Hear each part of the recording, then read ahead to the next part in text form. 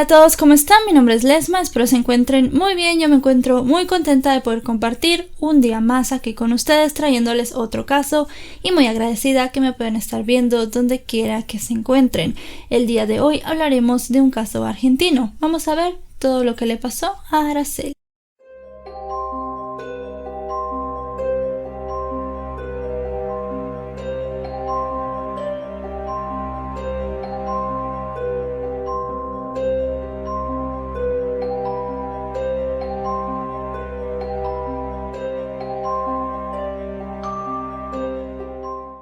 Blanca Araceli Fules nace en Argentina el día 8 de agosto de 1994, hija de Mónica Susana Ferreira y Ernesto Ricardo Fules. Se sabe también que la familia de Araceli se completaba con su hermano de nombre Marcelo. Araceli vivía con sus padres en un barrio de General San Martín en Buenos Aires. Sus amigos y familiares la describen como una joven alegre, generosa, muy vivaz y también muy activa. Se sabe de igual forma que Araceli era muy cercana a sus padres, en especial con su madre, con quien tenía una gran confianza. Mónica siempre sabía con quién y en dónde estaba su hija. Incluso su padre, cuando Araceli trabajaba, la iba a recoger a la parada del autobús para que no le pasara nada en el trayecto de esta a su casa. Como les digo, eran una familia muy unida. También se sabe que Araceli era fanática del equipo de fútbol River Plate y de la banda Callejeros. En el momento de estos hechos, en el año 2017, Araceli tenía 22 años. No tenía un empleo, estaba buscando y también tenía muchos sueños e ilusiones, pero su vida cambiaría para siempre. El día 1 de abril de 2017, Araceli le avisa a su madre que va a ir a un asado, a una pequeña reunión con unos amigos. Su madre le da permiso, le dice que está bien y que le está informando de cómo está a lo largo de la tarde.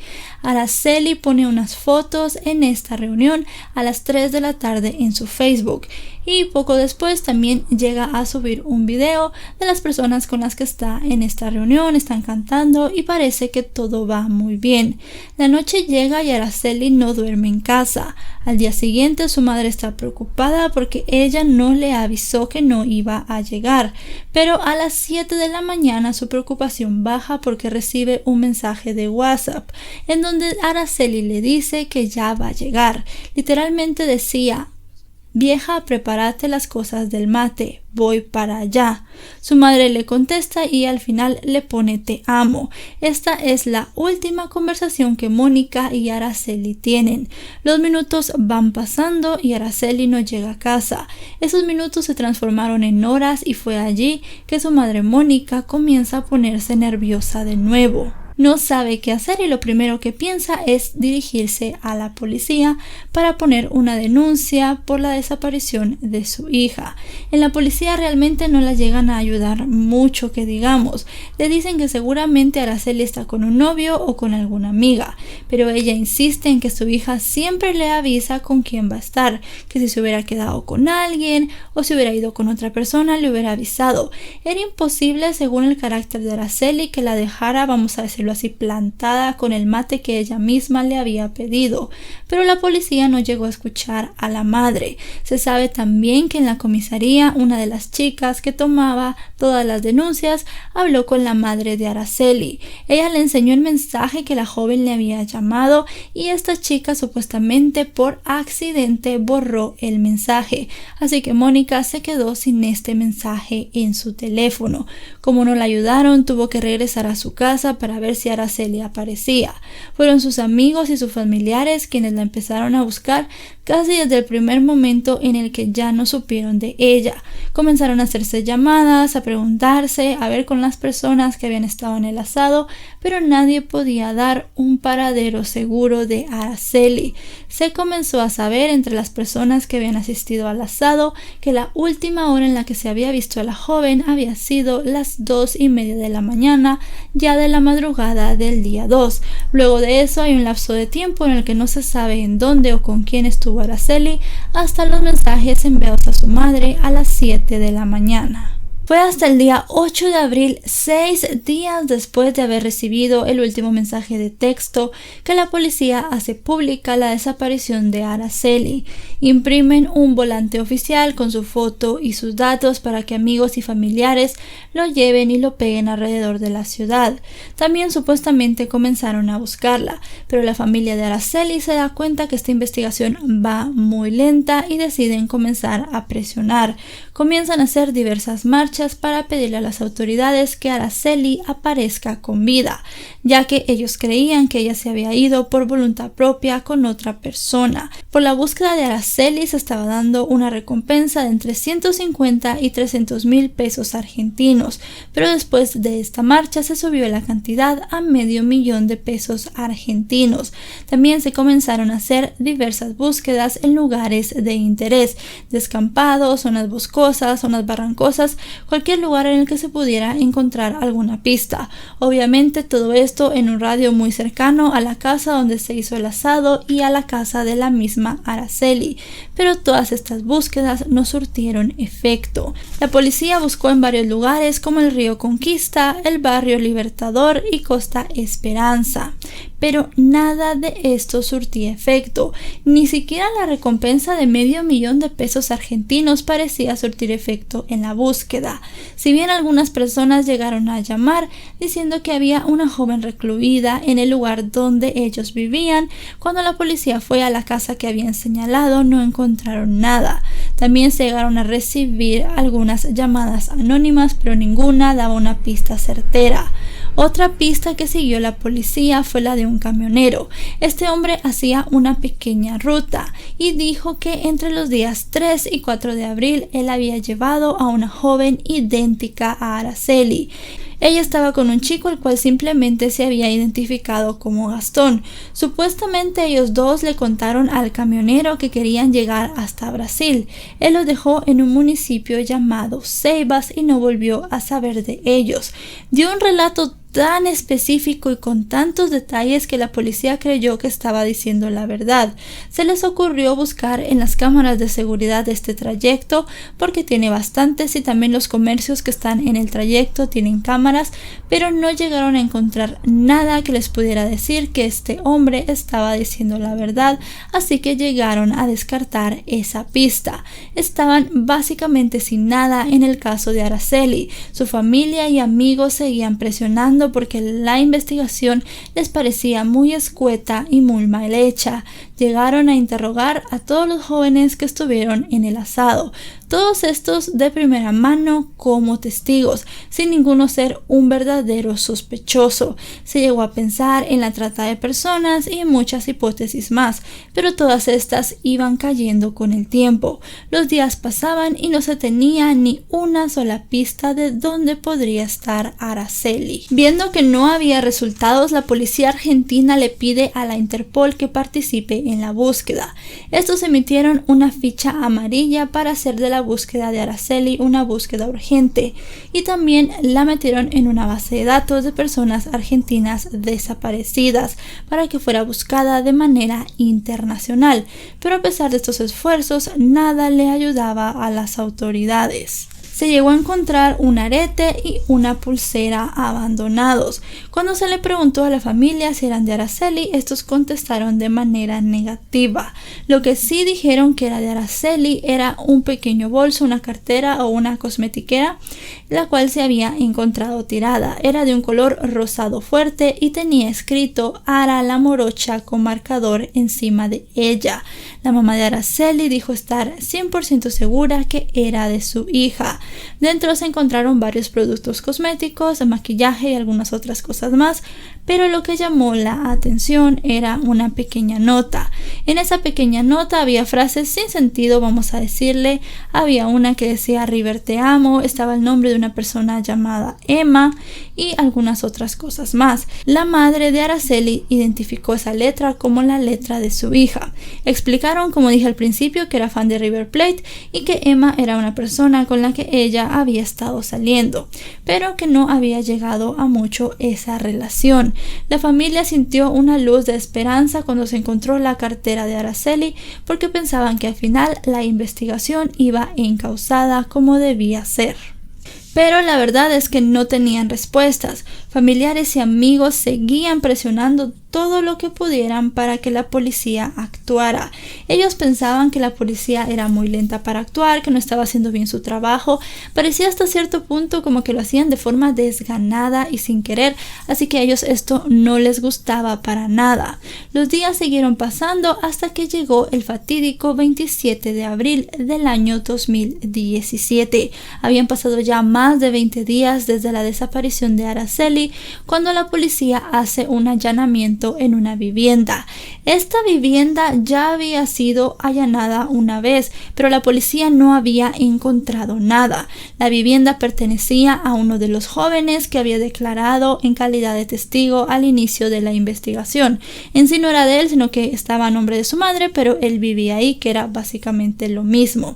Comenzaron a buscar en el lugar. En la parte de atrás, en un patio, encontraron un movimiento de tierra y también algunos escombros que los hicieron dudar.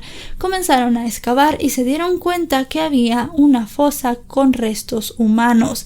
En ese momento llamaron a criminalística y al departamento especializado en este tipo de pruebas, y estos llegaron para seguir sacando todo lo que había allí. Era un agujero de más o menos 35 centímetros. Tenía una gruesa capa de cemento, también tenía cal y algunos escombros terminaban de cubrirlo. Se llegó a saber que la cal había sido arrojada allí para evitar el olor que los restos pudieran emanar. Se llegó a pensar que se había encontrado el cadáver de Araceli Fules.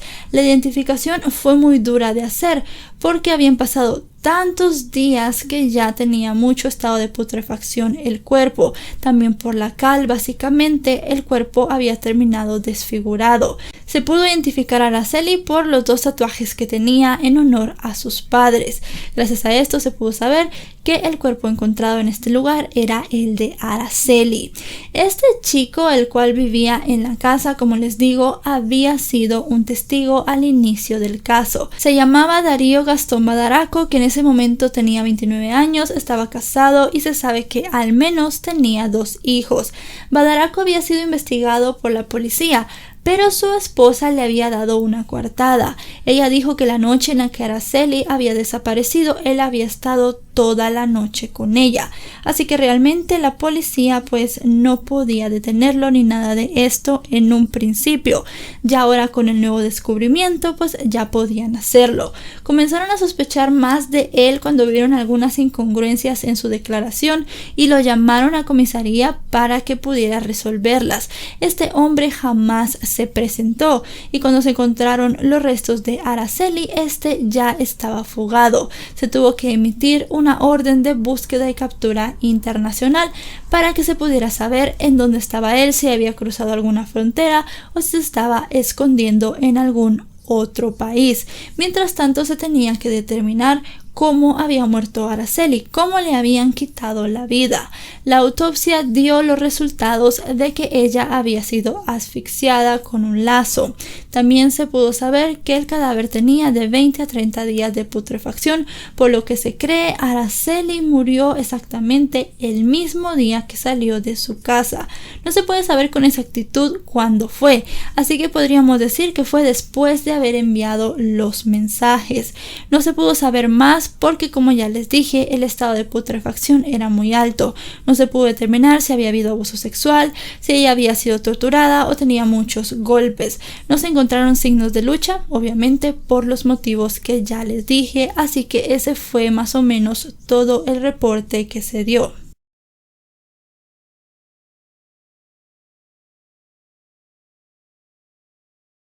Además de estar buscando a Darío Gastón, la policía también hizo algunas capturas. Los hermanos John y Emanuel Ábalos, Marco Antonio Ibarra, Hugo Cabanas y Marcelo Escobedo. Todos estos fueron capturados y puestos en detención por el delito de encubrimiento, pero en un gran movimiento de los hechos, el juez dijo que estas personas podían esperar fuera de la cárcel su veredicto sin pagar ni una sola fianza. Así que estas personas al final no estaban en la cárcel, sino que estaban esperando su juicio en su casa, haciendo sus actividades de manera normal, cosa que llegó a indignar muchísimo a todas las personas que se enteraron. También al momento de encontrar el cuerpo de Araceli, se quitó de su puesto a 3 policías. Uno de estos policías resultaba ser de apellido Ábalos y terminó siendo hermano de 2 de los implicados.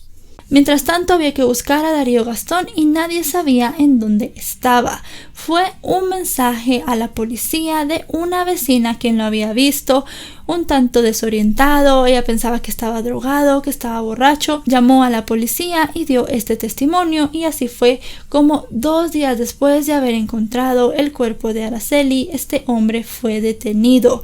Pero este hombre decidió no hablar, mantuvo el silencio y no llegó a decir nada de esa noche cuando se le detuvo. La policía tenía una hipótesis que para ellos es la más fuerte. Araceli fue llevada con engaños a la casa de la madre de este hombre.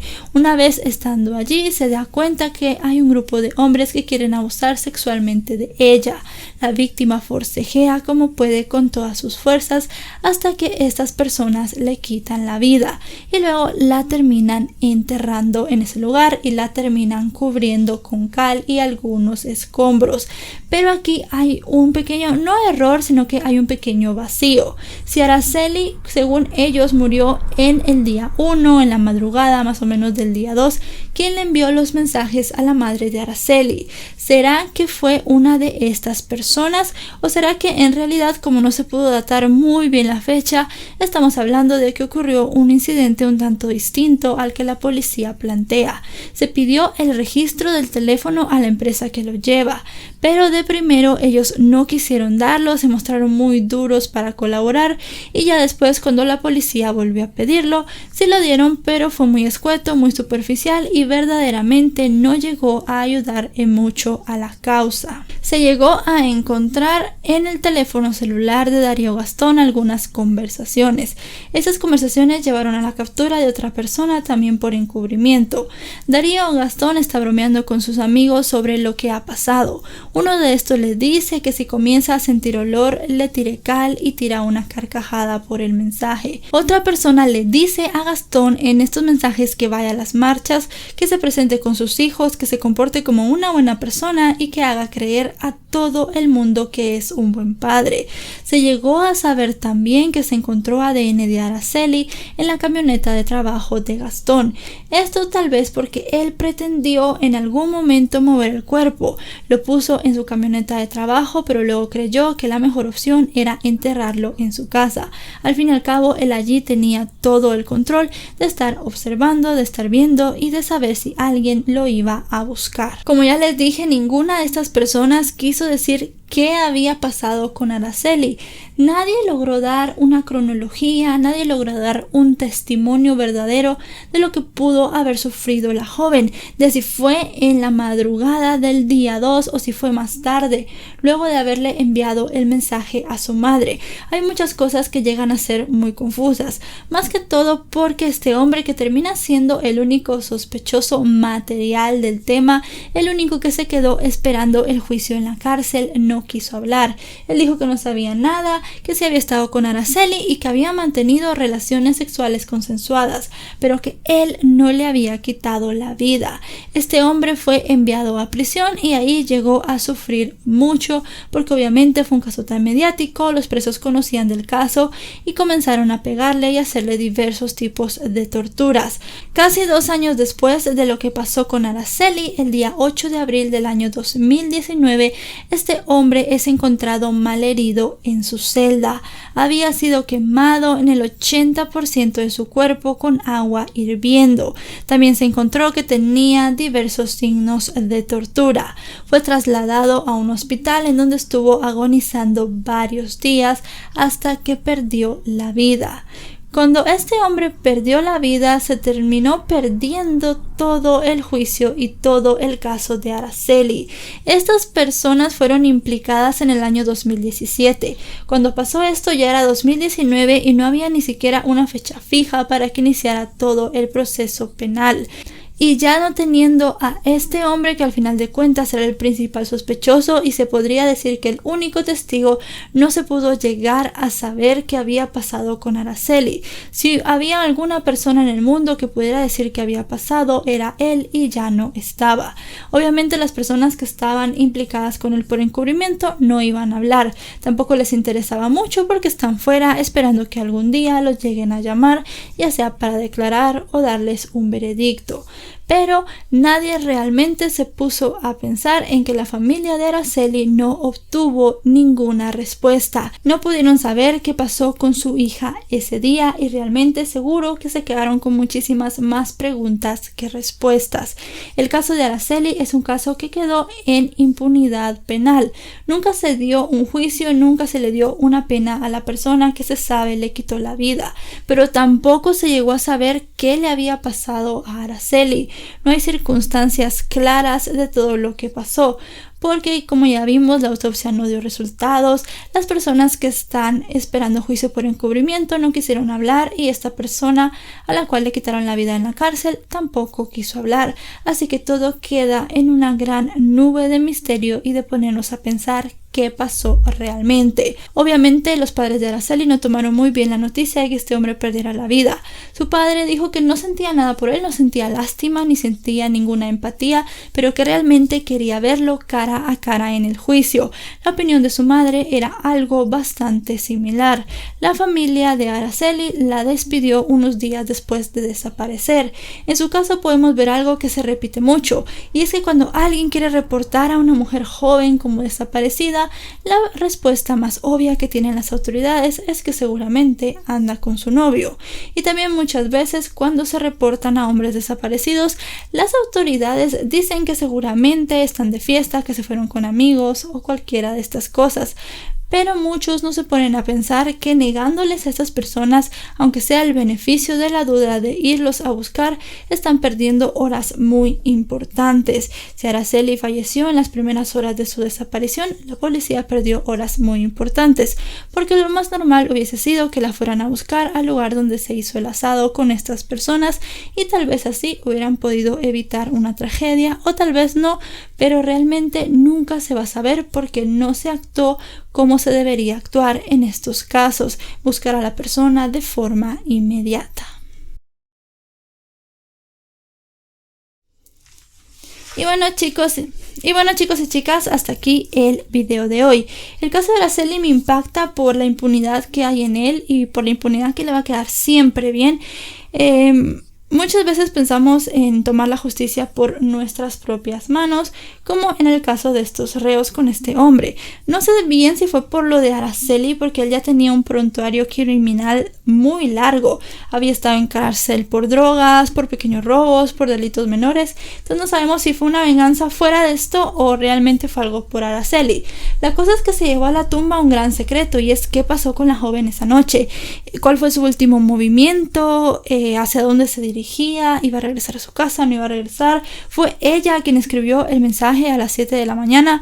Realmente hay muchas cosas que contestar en esto y creo que no se van a contestar porque los implicados que están por encubrimiento no sé ni siquiera cuánto tiempo les puedan dar. Están todavía esperando un juicio y el único sospechoso ya de autor material de la muerte pues ya no está. Este hombre dijo que había mantenido relaciones consensuadas, que no había pasado nada, que él ya no la había visto después de eso, pero realmente pues el haber encontrado los restos en su casa niegan todo esto. Mi nombre es Lesma. Si este video les ha parecido informativo, recuerden dejarle un me gusta. Les dejo mis redes sociales, aparezco en todas, Facebook, Twitter e Instagram como LesmaVR. Mi segundo canal por aquí, por si se quieren ir a suscribir. Subo otro tipo muy diferente de contenido, ahí no hay casos ni nada de eso, sino que es un contenido más de la vida diaria. Pueden ir a verlo si les genera un poco de interés por allí. Nos vemos hasta otro caso. Adiós.